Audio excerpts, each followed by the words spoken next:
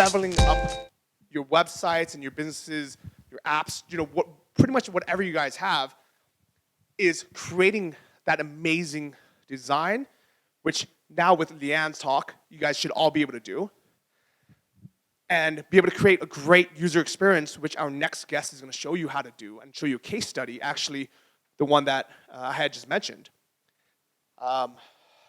And by creating, by having good design, having good UX, it's increased the profits substantially. So I'll have her explain it herself. Up next, we have Quinn Zeda from Zeda Labs.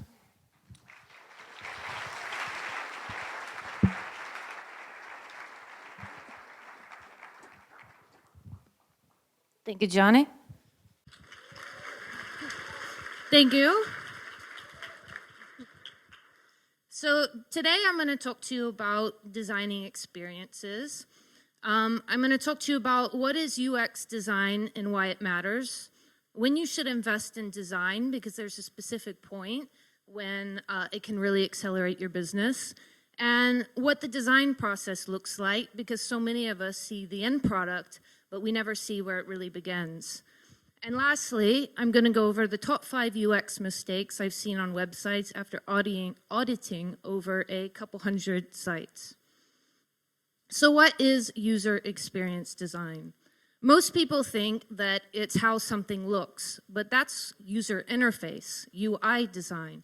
UX design is the experience, the interaction someone has with your business from the moment they learn about you to the entrance page they find on your website to finally becoming a customer. It's not all about the user's needs, though, what they need on your site. You also have to take into account the business goals, because what good is a product that people love if it doesn't actually help you meet your business goals? So a good UX designer will find that sweet spot where you find the overlap between both the user needs and the business goals. So why does it matter to your online business? Well, a significant chunk for revenue for most businesses flows through an online experience. And through this, there's no face-to-face contact. There's no traditional means of showing trust or authority. So your website acts as an ambassador for you. So when it comes to an online business, the strength of your customer relationship depends on the experience they have with your ambassador, which means that if your website sucks, you suck. If your site is, if your app is cluttered and hard to use and they get frustrated, they're frustrated with you. If the system is slow and unresponsive, then they're upset with you. And the reason why this is called the halo effect. It's a cognitive bias that means if this one thing is good, then this other thing is good too. So when someone arrives on your website, in less than a second, they're already making assumptions about you. Is it good? Can I trust them? Is it right for me? Does it actually work? Attractive people earn 12% more than the rest of us. In a study in 2012 done on real estate brokers, they found the more attractive the broker, the more money they made. So because Tim is tall, dark, and handsome, we also assume he's trustworthy and nice. If Sally is beautiful, we also assume that she must be smart and hardworking.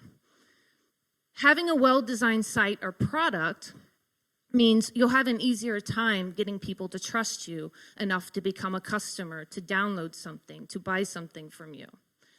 And it works in reverse too. So you've heard people talk about spammy websites or, that they just don't feel like they trust it. Well, that's the halo effect in work. They're assuming they're making a judgment about your website based on its visual design. For example, because Henry thinks your site looks cluttered and he can't find what he needs, he assumes that he's going to have the same experience with your product. That being said, design does not make a product valuable. Like David said, content is king. Design won't turn crap into gold. It doesn't work like that. You can make like a beautiful cake out of dog food. It may look great, but it's going to taste like shit. So when is the right time to invest in your design? This is like the Maslow's hierarchy of needs, where all behavior is motivated by need, and those needs have a strict order and hierarchy to them, which creates this pyramid. For UX design, we can also create a UX hierarchy of needs. A user goes through states of motivation and need before they really care about the next need. So at the bottom of the pyramid is purpose. Without purpose, there is not a need for your product or feature or whatever. If there's not a problem that you're solving, then there's really no use for your product at all. Before worrying about aesthetics or design, you need to find out if you've got a purpose for your product, if it solves a pain that a group of users have, and if there are people there that are ready and willing to buy. Then we've got function. So once we've established that there are people that need this product, the second thing on our list is that it should function. Does the product work? And it is even possible to solve the problem that you're trying to solve. Is it reliable? Is it bug-free? Can people actually use it? Pay special attention to the fact that the core of the user experience is your purpose and its ability to solve that problem. So once you have this, you have your minimum viable product. And people have paid for your product and it works for them. Now, this is the part where I see a lot of entrepreneurs start getting into like branding and their design and all of that. So I'm going to derail this conversation about the UX hierarchy for a second to tell you how to design a logo in 30 minutes or less. This one took me 5. So we're going to go to myfonts.com where I buy all my fonts. You, of course, can use free fonts as well, but there's something to be said about professional fonts because less people use them. So here we are at myfonts.com. We've used the advanced search. We've typed in some, brand attributes, friendly, modern, sans serif. We searched through them. We found this one. It looks pretty sweet. It's very nice. And I find out that they have 2 or 4 different fonts, like weights. And so I picked 2 of them. $36, super profesh.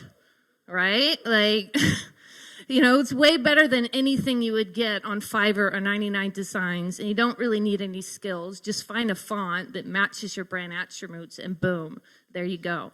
So back to our hierarchy of needs. Once we've got our purpose and it functions, we've got to start worrying if the user understands it. Do they know where they're supposed to go? Do they know how to take the actions to use your product? And many times, the reason why someone can't find out where they need to go is because of the copy. You haven't been clear enough with the words. Words are also what sell your product. If you only had one thing you could invest in at this point, I would highly recommend copywriting. Pretty can come later. Your best prospects have no idea what you do, what you're actually selling, why they need it, or why they should buy you over a competitor. Figure this out first, because design is built to amplify your words. If you do it before, you're just going to end up wasting a lot of money. So where do you find a good copywriter? There's one copywriter I really admire is Joanna Wiebe, and she made this course where she taught copywriters and took her top students and vetted them and based it on the qualification if she would actually hire them for her own business or not. So I've actually used some people from here and they're fantastic, so amazing.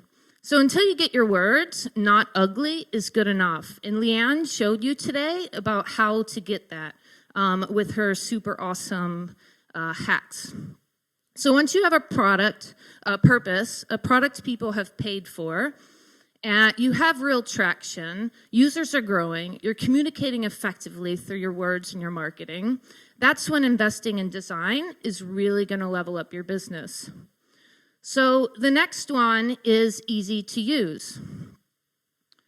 At this point, we want to reduce the number of steps it takes for somebody to get from point A to point B. You want to understand how you can make it easier. So at this point, your users are running into friction. Have you ever been in a rental car and it starts raining and you're trying to turn on the windshield wipers and shit, you just turn on the high beams and then you just turn on the blinker and then finally you end up on the windshield wiper? Well, that's friction. That's keeping a user from reaching their goal. So when that happens, you understand that there's a problem that you need to fix. So this is where user testing comes in handy. And there's this great website called peak.usertesting.com where they give you 3 free 5-minute user tests per month, more if you have multiple emails.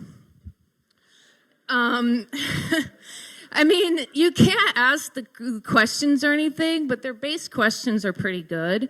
This is a screen grab from a user test that we did for the 16 Personalities website.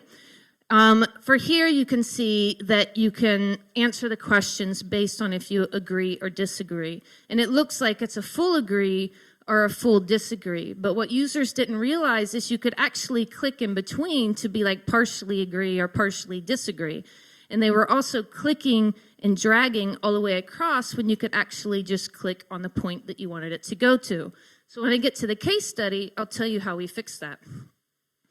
When you do user testing for one that you actually pay for, you can ask questions like, I want you to find a product on my website and buy it. Or, I want you to find out how to contact customer support. Can they do these things? Are you sitting there going, like, WTF, mate? What are you doing? You know, that means you have a problem. They're not understanding where they need to go. So the final stage of the UX hierarchy is enjoyable. And this is where you make the experience really meaningful and enjoyable for the person. Are they resonating with the brand? This is where you get really fanatic fans, where your voice is spot on, your branding is spot on. Apple's experience is a great example of this. Maybe not so much post-jobs, but Apple has slick designs and products that just worked really well. Their in-store experience was very luxurious and different. And their marketing words were right. Instead of like the other guys talking about a hard drive with 3 gigabytes, they were talking about 1,000 songs in your pocket. So this is the pinnacle of user experience. It's really difficult to get here, and few companies actually make it. But if you do, you're going to dominate. So when you match a great product with a great experience, it amplifies your results. But I know what some of you are thinking. That sounds suspicious. I have an entrepreneur friend like that. He's great at his email funnels and his Facebook ads, and he really thinks that that's where everything is at. He just doesn't see how design can really like change things. But funnels are just one part of design, or one part of a business. They're really great, and I wouldn't recommend doing design over funnels, but when you have both, you get something really powerful. So now I'm going to show you the 16 personality results, where we started and how we went through the site and made the changes and what the results were. So this is where we started. This was like, I think 2 years ago. It's really terrible layout. There's of course you can see the take the test button, but there's blue everywhere.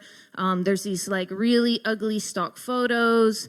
Like the personalities were these like little stick figure claymen that you see like on every stock photo almost on the libraries. It's pretty awful. It's super generic and it's just generally poo. So the product was fantastic, though. They had thousands of comments on their website talking about, wow, describe me to a T. It's so accurate, it's a little bit creepy. There were over about 10,000 comments on the site like this. People took the test, and they loved the product, but sales were low, and nobody was really sharing it. So if we go back to our UX hierarchy of needs, it had a purpose to be the leading personality test and bring the personality tools that large corporations were able to use to the everyday person. That was their purpose. It functioned. People found the website. People took the test. People got their results, and some people even bought the premium ebook. So now is a great time to focus on the UX and design. So the first thing we did is we updated the logo from 1999 and brought it into modern times. And then we created 16 unique characters for all of the personalities. That way people could now resonate and resonate with their character. So here we created a foundation. So you can see on the left, we basically updated the header, the footer, and the layout. So at this point, when we first did version 1 of the site, all we did was fix the foundational UX errors and update the brand. So one of the first things we did was to update the homepage copy. So before it was quite long and pretty generic, and you didn't really know what it was. And so we changed it to, our readers say the 16 personalities test is so accurate, it's a little bit creepy. We got that from the comments. And it's basically there to try to intrigue them, kind of get them a little curious. Get a concrete, accurate description of who you are and why you do the things the way you do. Again, describing what they're going to get and piquing curiosity. Free, no registration required. We found that other websites would get you to take the test, and then before they would give you the result, they would charge you. You had to buy something. So we wanted to make sure to reduce those barriers to taking the test, and then take the test. Very simple, very, very direct at what it does. So then, once we were able to come back and put some more time and effort into it, get more illustrations out there, and do a little bit more research, we found that the diplomats personality group made up the majority of sales and engagement on the website. So we decided to tailor all the marketing messages towards the diplomats group rather than kind of general for everyone. And we also put some testimonials, the amount of tests taken. When I took the screenshot, it was 16 million. And the other day I looked and it's at almost 62 million tests taken so far. So we also put the testimonials and then led to some other parts of the site that we now developed. And this alone brought in a 26% increase in homepage to test conversions and a 730% increase in members area signups. Here we have the old sales page and the first round of stuff that we did. If you look here, you can see, you scroll down to the bottom of the sales page on the one on the left, and there's no buy button. Like, what the fuck is up with that? They have to scroll all the way back up the page and to the right to actually purchase the product. That may work for Amazon's website, but it doesn't work for this one. Changing that alone and then adding a picture of the product on the page brought an increase of 500% in conversion.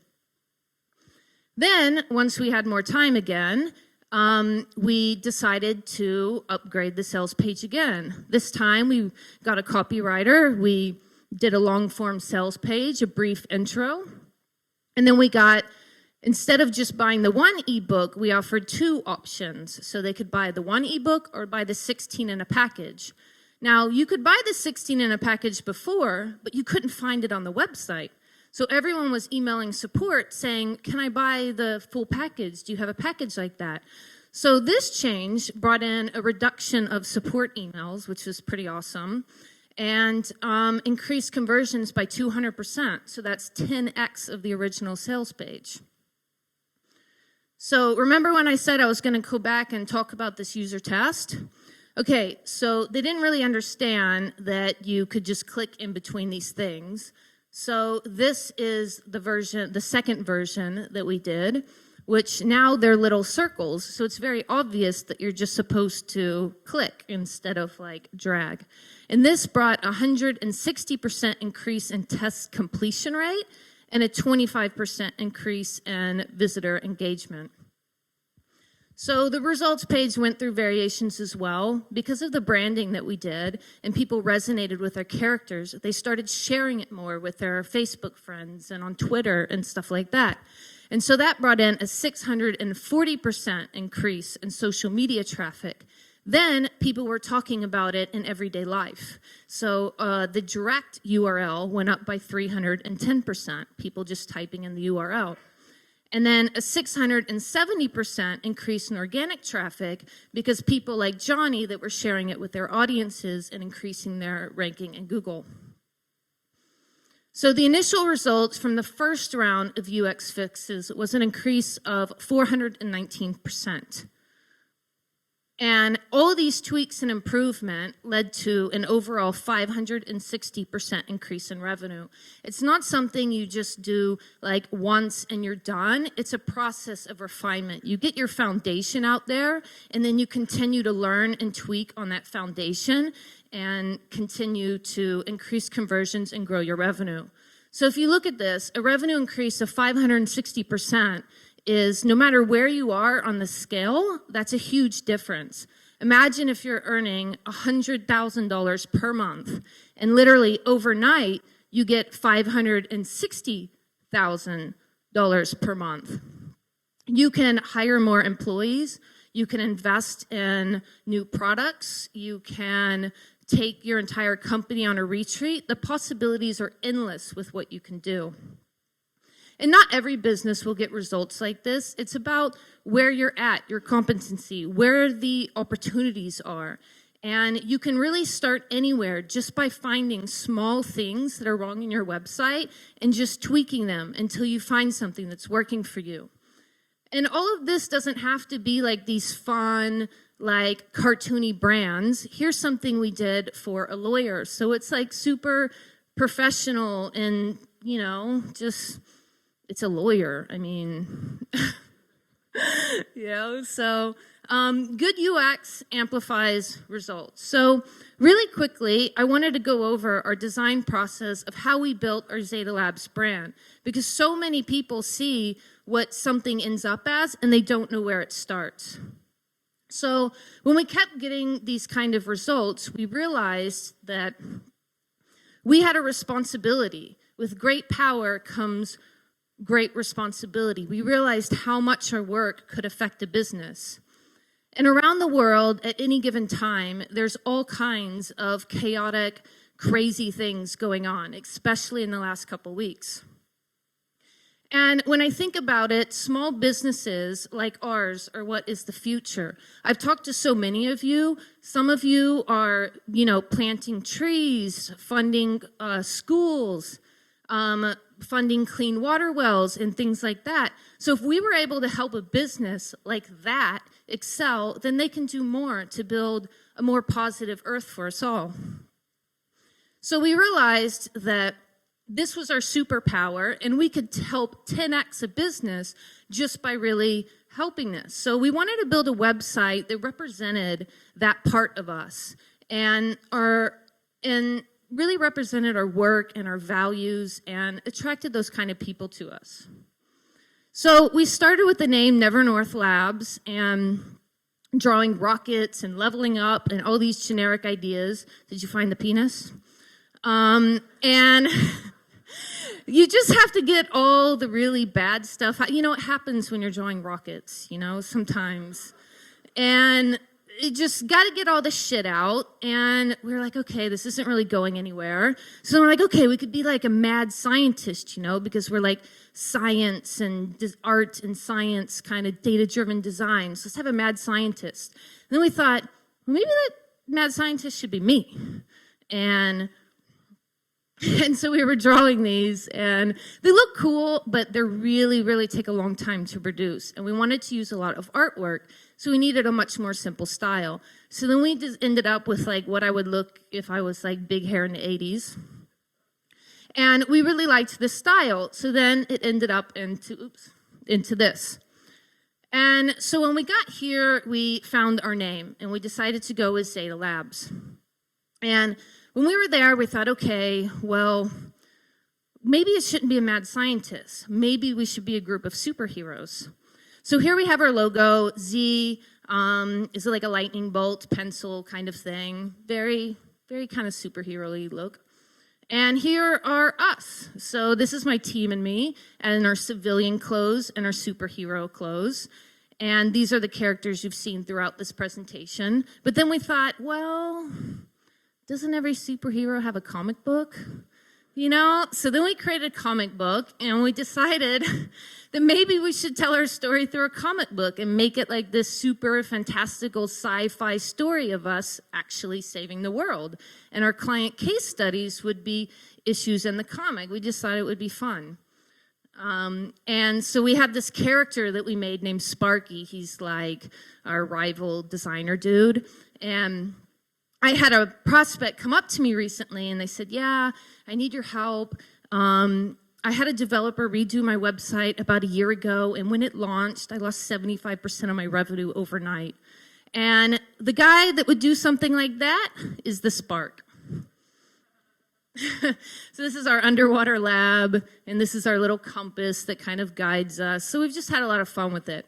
And then, where's Henry? Henry's right over here. Just want to stand out. He's the one who brought together our awesome website. He's our developer. That's him right there. And now we have this really end product here. So you see, it all started with the penis rocket.